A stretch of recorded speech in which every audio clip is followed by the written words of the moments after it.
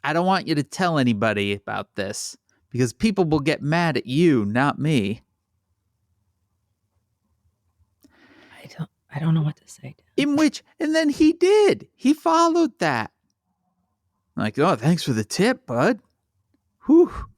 Dodged that bullet. I don't know what to say. What are we even doing? Well, I know what they're doing in Oklahoma. Yeah. State that recently passed laws to display the 10 Commandments in schools and teach the Bible. They have issued an RFP for 55,000 Bibles. And those 55,000 Bibles have some interesting requirements. One, they need to be a King James Bible. Mm-hmm. They need to contain the Old and New Testament. They need to contain the U.S. Constitution, the Bill of Rights, the Pledge of Allegiance, and the Declaration of Independence. And then they also need to be bound in leather or a leather-like material for durability. These very specific needs. I do like the fact that they have to be King James Bibles as well. Yeah. So, I mean, I don't know enough about the Bible to know anything other than that's a kind of Bible. The King James version is a Anglicanized version. Yeah. It's sort of the standard Protestant Bible. There is a Catholic Bible as well. Okay. I used to know the difference, and I can't remember. I think there's an extra book in it. One of them can get divorced. What book is it? There is a difference between the versions of the Bible, because in school I had to have a Catholic Bible. Okay. Which someone there is going to be shouting it at me, but I believe that there's like a book or something that's different. I mean, but sure. It's just the King James. The fact that they're being so specific is just a real kind of like Protestant Bible. Well, the specificity of the needs means that there is only one Bible currently being distributed that meets them, Maureen. Do tell. And strangely enough, it's the God Bless the USA Bible, originally created by country singer Lee Greenwood. Dan, what are we even doing? And later sold by Donald Trump and promoted by his campaign for $60. I want to point out that every single thing in that Bible is public domain. So there is no cost to acquire the material. Right. I don't think they're fancy design inside. They've got a pleather cover, $60. Probably costs $3 to print and assemble. Yeah. Anyway, weird how their RFP would exactly line up with Donald Trump's Bibles. It is funny. I have a friend who works in the government, and when that first came through, she did a little digging around on her, things she was able to access. And she's like, yeah, sure enough. And she pulled up a whole bunch of documentation, was like, yep, this is happening. Because she used to work at the Department of Education. So I feel like, the thing that's wild to me is anyone could produce these. Yeah. Right? Like, there's nothing in there that you couldn't just throw into InDesign today and say, I'm a publisher of this. Yeah. A lot of people give that shit away for free. Like, there are people who happily walk down the street and give you a Bible. Yeah. Won't cost you nothing. Speaking of which, the only bummer thing about the H Mart near me, Maureen, there's only one. Everything, other thing about H Mart is just an absolute joy. Yeah. But lately, in front of the doors and very aggressively, there is a Korean evangelical church that is proselytizing as I go in to get my kimchi. I don't need that in my life. I went in H Mart around here to get something, and they have a fried chicken. I don't eat chicken. Yeah. But holy shit. Oh, yeah. The smell of that was just intoxicating. I was like, why is it so good? There's they have a Korean fried chicken joint inside ours, but we've never gone because they have a Korean corn dog place. And shit. Why is it all so good? It's all so good. The Korean corn dog is really man, you took a thing that we made and you made it perfect.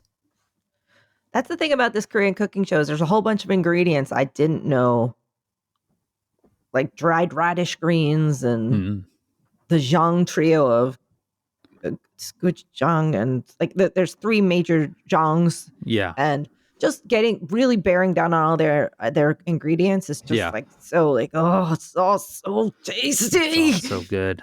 It's all so good.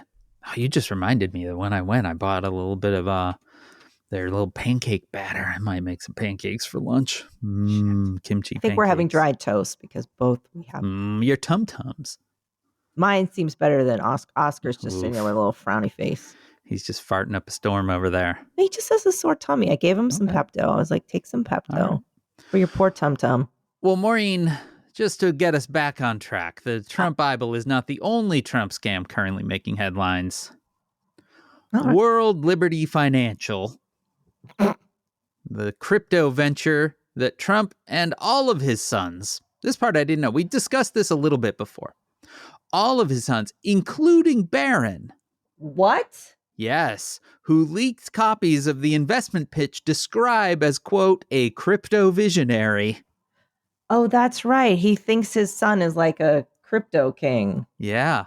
It's getting attention again for the questionable backgrounds of the two non-Trumps involved in it.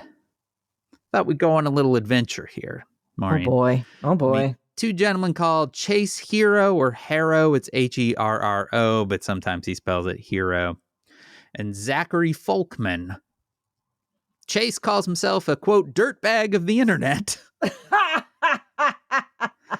Claims to be able to sell anything to anyone. Zachary. You know what? Yeah. I respect that name. Zachary used to run a company called Date Hotter Girls. Okay, well. Did exactly what you might think.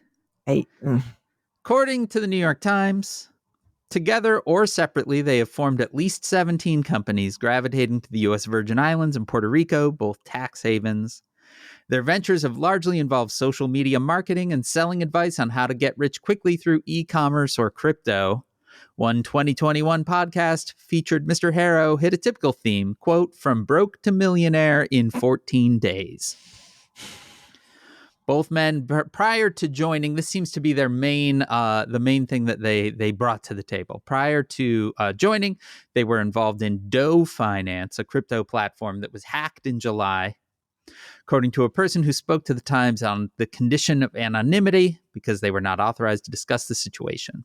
A vulnerability in the project's code led to the theft of $2 million. I lost a lot, one customer wrote on social media. It is hard to sleep at night. As a teenager, this is Chase Harrow.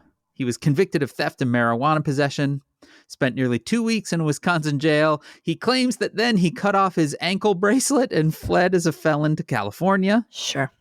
In California, he had 2 cars repossessed. His landlord sued to evict him. An investor in a medical marijuana dispensary who partly or wholly owned claimed fraud and won a $207,000 court judgment.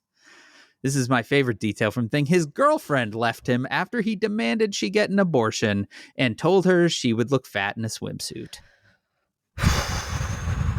Good for her. Way to get out while the getting was good there. Yeah, let's take the positive. Yeah. She didn't stay. She read the situation and said goodbye. Hope she took some money with her. By 2019, he and Zachary Folkman were living in a $12,000 a month oceanside villa in the U.S. Virgin Islands.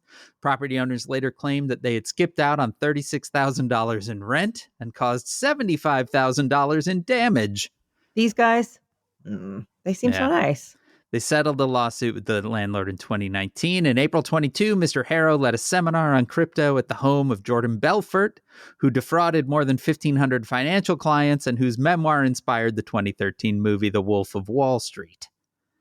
At that seminar, he told people, I was going to say Jordan Belfort and that Wolf of Wall Street, one of the people that he defrauded was Phyllis, the creator of the Renaissance Fair, and basically took all of her life's earnings. Man, nice lady, but yeah, took her life's work basically. Wow, he's bringing Trump's dudes in. At this seminar at the Wolf of Wall Street's house. He told people, this is Harrow, that he was a fan of the cryptocurrency Terra USA, calling it one of the coolest assets in history. The next month, Terra's price collapsed overnight, setting off an industry-wide implosion that erased billions of dollars in savings and forced several high-profile companies into bankruptcy. These are his crypto dudes. That should go great. Especially with Barron being a crypto, what was the word? Visionary. Anyway, Maureen, the biggest thing Trump got up to this week was heading back to Butler, Pennsylvania, site of his first assassination attempt. You never forget your first. Where he gave yet another long and rambling speech, but this time he was accompanied by none other than Elon Musk, who definitely seemed completely normal and not at all hopped up on whatever he could fit up his nose. Yeah, maybe there might have been drugs involved. As he jumped around the stage in an Occupy Mars t-shirt and delivered his own unhinged and unfunny speech. This is, of course, the latest in Musk's backing of Trump. His spreading of misinformation and genuinely being an absolute shitbag with endless money, time, and drugs to do whatever he wants on the right-wing platform that he owns. And Dan, there is, breaking news from the New York Times that said that Donald Trump secretly spoke to Putin as many as 7 times after leaving office. That's true. That comes I forget from, which violation Woodward that as is. Well. Yeah, thanks.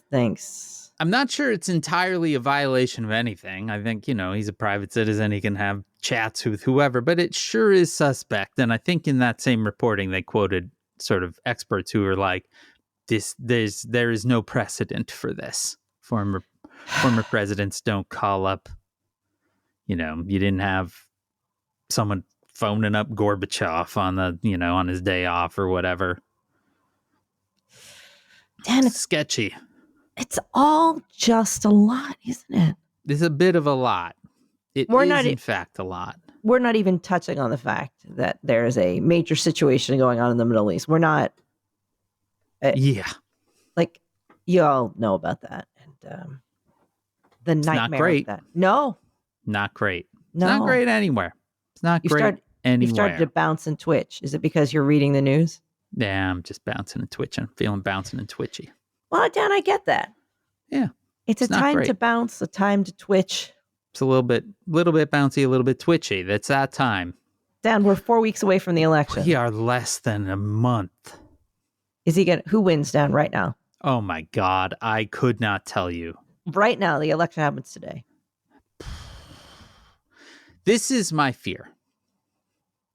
My fear is that the Harris campaign, we talked about this a little bit before, was on such a remarkable run of momentum.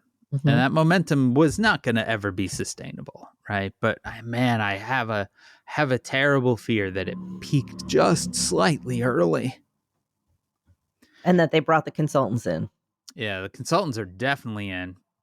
She was on The View today going, I'm going to have a Republican in my cabinet. If you asked me what the difference between me and Joe Biden was, that's one of them. I'm like, great, thanks. Perfect. What are we doing? What are we doing? What are we doing? We're sitting around being very nervous is what we're doing. We've been doing this for so long. Me and you? Yeah. Yeah, thinking things might go different. Or did we? Or were we just like, no, this is probably going to be as dumb as we think it is? But today, Dan, it all happens today. Who wins? Well, I mean, the good news is it all happens today. I don't think we find out who won. Okay. I think I will say that Harris wins, but I don't say that with a great deal of conviction. And I say that with a great deal of understanding that just a few votes here and there, a different outcome is entirely possible. It's just the weird squirreliness of Trumpism, like back in hometown, our neighbor, a good friend, put up a giant Trump sign. Yeah. We found out that was because someone just asked him, can I put this because you have a corner lot? And he's just a nice guy and was like, sure, you can put up whatever you want. But then someone said, can I we put up a mean- Harris sign? And so he says, sure, you can put the Harris sign up. Oh, okay. But then they caught another neighbor sneaking from across the street and taking the Harris sign down. Perfect. And it's that kind of weird squirrely shit. Yeah. And the fact that like there's Trump people are so, they have the flags, they have the pictures of him being shot. Like I saw so many weird things on that street in Pennsylvania. Yeah. That made me remember. Yeah. That it's out there. What's the it in that sentence? The inclination to vote for Trump. And sometimes even if you don't like him. Right. Like my dad doesn't like him. Right. He's got a real thing for Nikki Haley. Okay. But he's so convinced that the Democrats are, quote, lying. Right. So in some ways, I'm like, stop clock twice a day, but it's like, yeah. But at the same time, Trump is clinically insane. So, and we'll kill us all. Because now he's really desperate and is just absolutely, in so much crime trouble. And he was humiliated and he's angry and he's not well in the head, which is something that's coming up a lot more and more, that he can no longer make sentences. Yeah. And that if he somehow gets in and then his body fails, the person taking over is creepy dude. Yeah. J.D. Vance. Yeah. Who's part of a hardcore traditionalist. Yeah. Really like trad wife on steroid stuff. I saw footage, and I'm gonna recount this with no notes. So okay, great. I apologize for the inaccuracies here, but there was a evangelical preacher conferencey thing, right? Fun. Some evangelical preacher held, and I think it was somewhere in Pennsylvania, and it was like 2 weeks ago. And J.D. Vance spoke. And in being announced, the preacher is like, J.D. Vance is here. By God's will, J.D. Vance is here. We had asked him to come, and he couldn't come. But then God made it so he could come because he was originally supposed to be in North Carolina right now. And God basically brought a hurricane, fucking wiped out the central North Carolina so that J.D. Vance could speak at my fucking evangelical grift conference.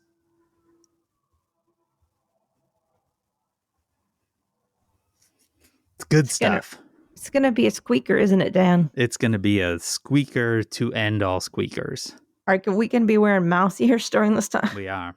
I realize we need to get a pic with Mickey Mouse. We're gonna need to wait in line. Get you and me a pic with Mickey Mouse. Just a whole little slideshow of us. Yeah. Just sitting on every ride. Yep. Except Space Mountain. That's fine.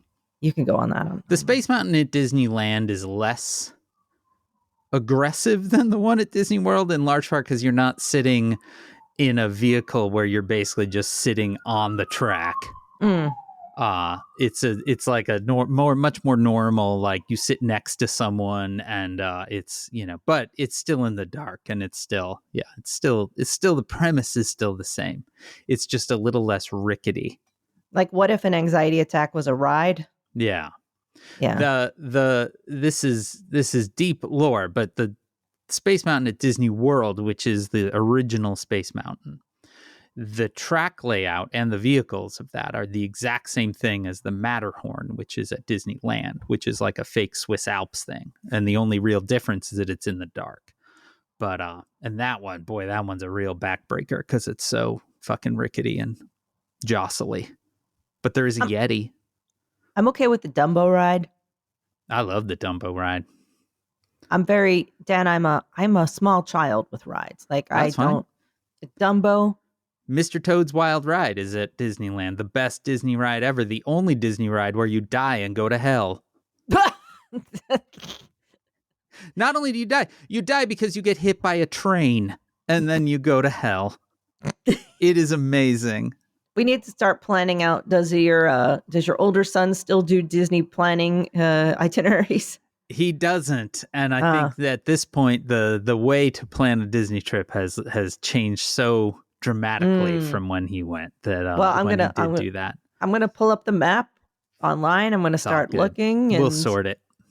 I just want to start. I want to see what else is there, Dan, aside from Disneyland. Isn't there another Disneyland and Disney's California Adventure? What That's happens the at second California Adventure? They have the Cars movie land, which is amazing. Okay. Probably helps if you had a child that was the exact age of the movie of Cars, as our older child was. But it is like an incredible reproduction of the whole thing. Also, the big ride at that one is one of the best rides that Disney has ever made. It's so much fun. What is it? Great. It's called Radiator Springs Racers. And it's like a little bit of a dark ride. You get to drive through and see all the little Cars people, but it ends with this really fun, like fast drive through the canyons. So it's really, and it's like a race. It's a good ride. Do you get to drive your own little car? No, I mean, you don't really drive them, you ride in it, you know. Okay.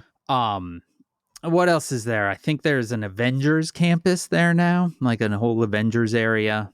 California Adventure is a very weird park, but the Cars area is great, and there's really good food in California Adventure. All right, as far as I know. Are we trying to divorce ourselves from the current reality? Yes, very much so. It's dork. What? It's dork out there. Dork. Okay. It's dork out there, Dan. It's dork out there. All right. Well, on that note, Florida, be careful. Yeah, for real. North Carolina, Georgia, Tennessee. Everyone. Just the whole east side of the country, southeast side of the country. We're thinking about you. It's a large area. It is a very, very large area. I saw a map of Florida that was like, don't be here. And it was basically it was like Florida. The entire dick part of Florida. Yeah. Was that? Yeah, God. I rock. The only place that you could go that seemed to be like, okay, this might be all right is Miami. Anyway.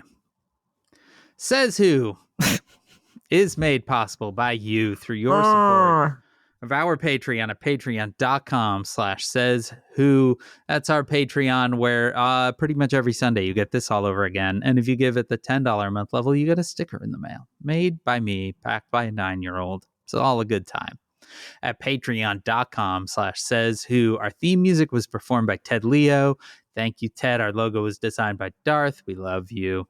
You can always contact us at Says Who Podcast on Threads. You can email at hey, that is HEY, at sayswhopodcast.com. There's also Says Who at omfg.town on Mastodon. You can join the discussion on Facebook at /group/SaysWhovians.